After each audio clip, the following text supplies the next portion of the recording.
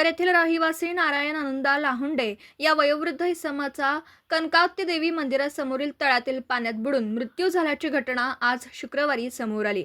ही घटना लक्षात येताच ग्रामस्थांनी घटनास्थळी धाव घेतली। तातडीने मृतदेह तळ्याच्या बाहेर काढून रवी देवगिरे यांच्या रुग्णवाहिकेतून राहुरी येथील ग्रामीण रुग्णालयात आणण्यात आला।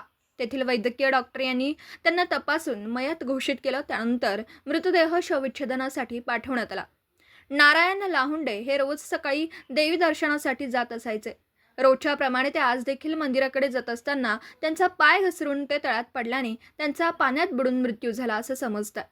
काही नागरिकांच्या तळ्यातील पाण्यात बुडल्याचं लक्षात आलं असता लगेच स्थानिक नागरिकांच्या मदतीने मृतदेह बाहेर काढण्यात आला। पोलीस पाटील यांनी राहुरी पोलीस स्टेशनला खबर देऊन पुढील कार्यवाही केली। मयत नारायण लाहुंडे यांच्या मागे 2 मुलं, सुना, नातवंड असा मोठा परिवार आहे। या घटनेने कणगर परिसरात हळहळ व्यक्त होतीये। दीपक साळवेसह योगेश पवार, न्यूज 14 राहुरी।